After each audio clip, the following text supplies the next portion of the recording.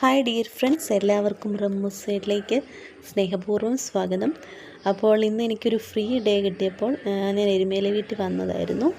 അപ്പോൾ ഇന്ന് മമ്മി പറഞ്ഞു മമ്മിയുടെ കുട്ടിക്കാലത്തൊക്കെ ഉണ്ടായിരുന്ന ഒരു സ്പെഷ്യൽ കറി ഇന്ന് വെച്ച് തരാമെന്ന് പറഞ്ഞു, താള് കറി.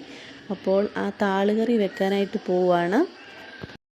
അതിന് വേണ്ടിയിട്ട് ഇവിടെ താള് എടുത്തിട്ടുണ്ട്, ചേമ്പന്താള് എടുത്തിട്ട് നമ്മളത് ചെറിയ പീസുകളാക്കി വളരെ തിന്നായിട്ട് നീളത്തിൽ അരിയണം. അതിനുശേഷം പച്ചമുളകും മഞ്ഞൾപ്പൊടിയും കൂടി ഇട്ട് കുറച്ച് വെള്ളം ഒഴിച്ചിട്ട് നമുക്കതൊന്ന് വേവിച്ചെടുക്കണം. ഈ ചേമ്പെന്ന് പറയുമ്പോൾ നല്ല വാട്ടർ കണ്ടൻ്റ് ആണല്ലോ, നമുക്കറിയാം. നമുക്ക് കുറച്ച് ഉപ്പും കൂടി ഇട്ടിട്ട് നന്നായിട്ടൊന്ന് മിക്സ് ചെയ്തതിന് ശേഷം നമുക്ക് ചട്ടിയിലാണ് ഇവിടെ വെക്കുന്നത്, അടുപ്പിൽ വെച്ചൊന്ന് വേവിച്ചെടുക്കാം.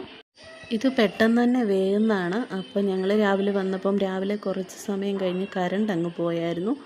മഴയും കാറ്റും ഒക്കെ ആയതുകൊണ്ട് മരമൊക്കെ ഒടിഞ്ഞ് വീണ കാരണം കറണ്ട് അങ്ങ് പോയി. അപ്പോൾ അതുകൊണ്ട് ഇന്ന് നമ്മൾ അരകല്ലിലാണ് അരയ്ക്കുന്നത്. അപ്പം തേങ്ങയും കുറച്ച് മഞ്ഞൾപ്പൊടിയും ഒരു കാന്താരിയും കുറച്ച് മല്ലിപ്പൊടിയും കൂടെ ചേർത്ത് നമ്മളിന്ന് നന്നായിട്ടൊന്ന് അരച്ചെടുക്കാൻ പോവുകയാണ്.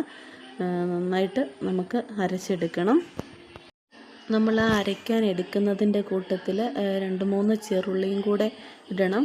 അതിനുശേഷം നമുക്ക് നന്നായിട്ടൊന്ന് അരപ്പാക്കിയെടുക്കാം.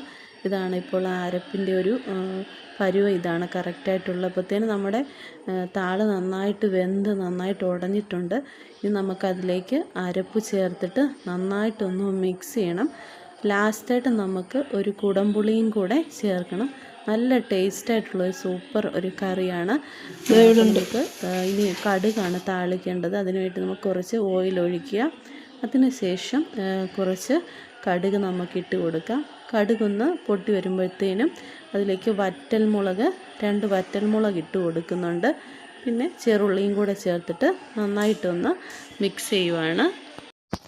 എനിക്ക് പനിയൊക്കെ പിടിച്ചിരിക്കുന്നതുകൊണ്ട് സൗണ്ടിന് കുറച്ച് ക്ലാരിറ്റി കുറവുണ്ട്. എന്തെങ്കിലും ഓഡിയോയ്ക്ക് കുറച്ച് ബുദ്ധിമുട്ടുണ്ടെങ്കിൽ എല്ലാവരും ക്ഷമിക്കണം. കാരണം ബ്രീത്ത് ചെയ്യുമ്പോൾ നന്നായിട്ട് ബുദ്ധിമുട്ടുണ്ട് എനിക്ക്. അപ്പോൾ വോയിസ് എന്തെങ്കിലും പ്രശ്നമുണ്ടെങ്കിൽ എല്ലാവരും ക്ഷമിക്കണം.